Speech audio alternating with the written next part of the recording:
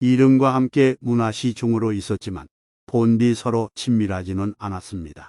취향이 각기 달라서 함께 술을 마신 적도 없고 친밀한 교제에 즐거움을 나눈 적도 없습니다. 그러나 그 사람됨을 살펴보니 스스로를 지키는 뛰어난 선비임을 알 수 있었습니다. 부모를 모시는 것은 효성스럽고 선비들과 사귀는 것은 신의가 있었습니다. 재물에는 청렴하고 주고받음에 공정함을 지켰습니다. 상하의 분별에는 겸양하였고 공손하고 검약하며 남에게 자신을 낮추었습니다. 자신을 돌보지 않고 나라의 위급함에 몸을 바칠 것을 항상 생각하였습니다. 그가 본디 마음속에 쌓아둔 바는 일국의 큰 선비로서의 기풍이 있다고 저는 생각했습니다. 대저 신하된 자로서 만번 죽는다 해도 자신의 생명은 조금도 돌아보지 않는다는 생각으로 나라의 위급함을 구하려 하는 것, 그것이야말로 뛰어나다 하겠습니다. 그런데 이제 그가 행한 일이 하나가 마땅치 않다 해서 자신의 몸을 보존하고 처자를 보호하는데 급급할 뿐인 신하들이 서로 뒤이어 그의 잘못을 지어내어 모해하였습니다. 저는 진실로 마음속으로 통분히 여겼습니다. 또 이릉이 지휘하고 있었던 보병은 5,000명이 채 되지 않았는데 오랑캐의 땅에 깊이 들어가 왕정을 활보하였습니다. 마치 호랑이 입에 미끼를 들이대듯 강한 오랑캐에게 도전하여 억만의 군사를 맞이하였습니다. 선우와 싸움을 계속한 지 10여일 만에 죽인 자는 반이 넘었고 오랑캐는 사상자를 구조할 수도 없었습니다. 털옷을 입은 흉노의 군장들은 모두 두려워 떨었으며 모두 그 좌우의 현황을 소집하고 활 쏘는 사람을 모두 불러내어 온 나라가 함께 이릉의 군대를 공격하여 포위하였습니다. 이릉의 군대는 천리에 걸쳐 싸우면서 화살은 다하고 길은 막다른 곳에 이르렀으며 구원병은 오지 않고 병졸의 사상자는 쌓이기만 했습니다. 그러나 이릉이 한번 외쳐 군사를 위로하면 군사들은 몸을 일으켜 눈물을 흘리지 않는 자가 없었으며 피로 얼굴을 씻고 눈물을 삼키며 다시 맨주먹을 불끈 쥐고 칼날을 무릅쓰며 북쪽을 향해 죽음으로 적과 싸웠던 것입니다. 이릉이 아직 적에게 함락되지 않았을 때에 군사가 와서 보고를 올리자 한해 공경 왕후들은 모두 축배를 들며 황제를 축수했습니다. 그 후 며칠 뒤에 이릉이 패배했다는 소식이 전해지자 그 때문에 황제는 음식도 들지 않고 주위에서도 불편한 기색이었습니다. 대신들은 근심하여 어찌 할 바를 알지 못했습니다. 저는 저의 비천함을 헤아리지 않고 주상의 슬픔과 번뇌를 보고는 저의 어리석은 충성을 다하려고 생각하였습니다. 생각하건대 이릉은 평소에 부하들과 어려움도 함께하고 작은 것도 나누어 가져 병사들이 죽음도 마다지 않게 하였으니 비록 옛날의 명장이라 할지라도 그보다 더 할 수는 없을 것입니다. 몸은 비록 패했으나 그 뜻을 보건대 장차 적당한 기회를 얻어 한 해 보답하고자 했던 것입니다. 이 일은 이미 어찌할 수 없는 지경이 되었지만 그가 적을 무찌른 공은 역시 천하에 드러내기에 족한 것입니다. 저는 이러한 생각을 갖고 아뢰고자 했으나 아랠 길이 없었는데 마침 주상께서 하문하셔서 곧 이러한 뜻으로 이릉의 공적을 말하여 주상의 생각을 넓혀드리고 다른 신하들의 비방의 말을 막아보고자 하였습니다. 그러나 제 생각을 다 밝힐 수 없었습니다. 주상께서는 제 뜻을 이해하지 않으시고 제가 이사장군을 비방하고 이릉을 위해 유세한다고 여기셨던 것입니다. 결국 저는 하옥되었고 정성스런 저의 충성을 끝내 밝힐 수 없었습니다. 그리하여 황제를 속였다는 죄로 마침내 하급관리의 재판에 굴복하지 않으면 안 되었습니다. 저의 집은 가난하여 형벌을 면할 수 있을 만큼의 재물이 없었고 사귀던 벗들은 아무도 나를 구하려 하지 않았습니다. 황제 좌우의 측근 인물들은 나를 위해 한마디 말도 하지 않았습니다. 제 몸은 목석이 아닌데 오직 법리와 마주하여 감옥 속에 갇혀 있으니 누구에게 내 사정을 하소연할 수 있었겠습니까? 이것은 실로 소경께서도 직접 겪으신 것입니다. 저의 처지가 어찌 이렇지 않겠습니까? 이릉은 살아서 항복함으로써 그 가문의 명성을 무너뜨렸고 저는 또 거세되어 잠실에 던져져서 거듭 세상의 웃음거리가 되었습니다. 이런 일이란 속인들에게 상세히 말하기 용이한 것이 아닙니다. 저의 선치는 후문화 단서를 받은 공적도 없었습니다. 천문과 역법에 관한 일을 관장하여 점쟁이나 무당에 가까웠으며 본디 주상께서 희롱의 대상으로 여기시며 악공, 배우의 부류로 기르셨고 속인들이 경멸하는 바였습니다. 가령 제가 법에 굴복하여 주벌을 받는다 할지라도 9마리 소중털, 오락이 하나 없는 것과 마찬가지일 따름이니 저와 같은 존재는 땅강아지나 개미 같은 미물과 무엇이 다르겠습니까? 그리고 또 세상에서는 내가 죽는다 해도 절개를 위해 죽을 수 있는 사람과 동일하게 여기지는 않을 것입니다. 다만 내가 지혜가 궁하고 죄는 너무나 커서 면할 수 없게 되어 마침내 죽었다고 여길 것입니다. 왜냐하면 제가 평소에 세워놓은 바가 그렇게 여기게끔 만드는 것입니다. 사람이란 본디 한 번 죽을 뿐이지만 어떤 죽음은 태산보다 무겁기도 하고 어떤 죽음은 토록만큼이나 가볍기도 하니 그것을 사용 방법이 다른 까닭입니다.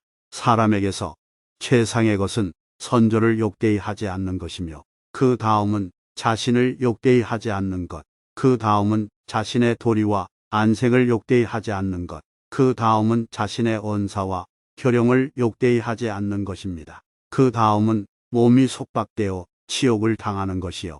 그 다음은 죄수복을 입고 치욕을 당하는 것. 그 다음은 손발이 묶이고 매질을 당하여 치욕을 받는 것. 그 다음은 머리를 삭발당하고 쇠고랑에 얽매이어 치욕을 받는 것. 그 다음은 신체가 훼손되고 발이 잘려 치욕을 당하는 것이요. 최하가 부용으로서 가장 극경인 것입니다. 전하는 말에 형벌은 상대부에게까지는 미치지 않는다고 했으니 이 말은 선비는 절개를 지키기 위해 힘쓰지 않을 수 없다는 뜻입니다. 사나운 호랑이가 깊은 산중에 있을 때는 온갖 짐승들이 두려워하지만 함정에 취향이 각기 달라서 함께 술을 마신 적도 없고 친밀한 교제에 즐거움을 나눈 적도 없습니다. 그러나 그 사람됨을 살펴보니 스스로를 지키는 뛰어난 선비임을 알 수 있었습니다. 부모를 모시는 것은 효성스럽고 선비들과 사귀는 것은 신의가 있었습니다. 재물에는 청렴하고 주고받음에 공정함을 지켰습니다. 상하의 분별에는 겸양하였고 공손하고 검약하며 남에게 자신을 낮추었습니다. 자신을 돌보지 않고 나라의 위급함에 몸을 바칠 것을 항상 생각하였습니다. 그가 본디 마음속에 쌓아둔 바는 일국의 큰 선비로서의 기풍이 있다고 저는 생각했습니다. 대저 신하된 자로서 10,000번 죽는다 해도 자신의 생명은 조금도 돌아보지 않는다는 생각으로 나라의 위급함을 구하려 하는 것, 그것이야말로 뛰어나다 하겠습니다. 그런데 이제 그가 행한 일이 하나가 마땅치 않다 해서 자신의 몸을 보존하고 처자를 보호하는데 급급할 뿐인 신하들이 서로 뒤이어 그의 잘못을 지어내어 모해하였습니다. 저는 진실로 마음속으로 통분히 여겼습니다. 또 일흥이 지휘하고 있었던 보병은 5,000명이 채 되지 않았는데 오랑캐의 땅에 깊이 들어가 왕정을 활보하였습니다. 마치 호랑이 입에 미끼를 들이대듯 강한 오랑캐에게 도전하여 억만의 군사를 맞이하였습니다. 선우와 싸움을 계속한 지 10여일 만에 죽인 자는 반이 넘었고 오랑캐는 사상자를 구조할 수도 없었습니다. 털옷을 입은 흉노의 군장들은 모두 두려워 떨었으며 모두 그 좌우의 현황을 소집하고 활 쏘는 사람을 모두 불러내어 온 나라가 함께 일흥의 군대를 공격하여 포위하였습니다. 일흥의 군대는 천리에 걸쳐 싸우면서 화살은 다하고 길은 막다른 곳에 이르렀으며 구원병은 오지 않고 병졸의 사상자는 쌓이기만 했습니다. 그러나 일흥이 한번 외쳐 군사를 위로하면 군사들은 몸을 일으켜 눈물을 흘리지 않는 자가 없었으며 피로 얼굴을 씻고 눈물을 삼키며 다시 맨주먹을 불끈 쥐고 칼날을 무릅쓰며 북쪽을 향해 죽음으로 적과 싸웠던 것입니다. 일흥이 아직 적에게 함락되지 않았을 때에 군사가 와서 보고를 올리자 한해 공경 왕후들은 모두 축배를 들며 황제를 축수했습니다. 그 후 며칠 뒤에 일흥이 패배했다는 소식이 전해지자 그 때문에 황제는 음식도 들지 않고 조위에서도 불편한 기색이었습니다. 대신들은 근심하여 어찌 할 바를 알지 못했습니다. 저는 저의 비천함을 헤아리지 않고 주상의 슬픔과 번뇌를 보고는 저의 어리석은 충성을 다하려고 생각하였습니다. 생각하건대 일용은 평소에 부하들과 어려움도 함께하고 작은 것도 나누어 가져 병사들이 죽음도 마다지 않게 하였으니 비록 옛날의 명장이라 할지라도 그보다 더 할 수는 없을 것입니다. 몸은 비록 패했으나 그 뜻을 보건대 장차 적당한 기회를 얻어 한 해 보답하고자 했던 것입니다. 이 일은 이미 어찌할 수 없는 지경이 되었지만 그가 적을 무찌른 공은 역시 천하에 드러내기에 족한 것입니다. 저는 이러한 생각을 갖고 아뢰고자 했으나 아랠 길이 없었는데 마침 주상께서 하문하셔서 곧 이러한 뜻으로 일응의 공적을 말하여 주상의 생각을 넓혀드리고 다른 신하들의 비방의 말을 막아보고자 하였습니다. 그러나 제 생각을 다 밝힐 수 없었습니다. 주상께서는 제 뜻을 이해하지 않으시고 제가 이사장군을 비방하고 일응을 위해 유세한다고 여기셨던 것입니다. 결국 저는 하옥되었고 정성스런 저의 충성을 끝내 밝힐 수 없었습니다. 그리하여 황제를 속였다는 죄로 마침내 하급관리의 재판에 굴복하지 않으면 안 되었습니다. 저의 집은 가난하여 형벌을 면할 수 있을 만큼의 재물이 없었고 사귀던 벗들은 아무도 나를 구하려 하지 않았습니다. 황제 좌우의 측근 인물들은 나를 위해 한마디 말도 하지 않았습니다. 제 몸은 목석이 아닌데 오직 법리와 마주하여 감옥 속에 갇혀 있으니 누구에게 내 사정을 하소연할 수 있었겠습니까?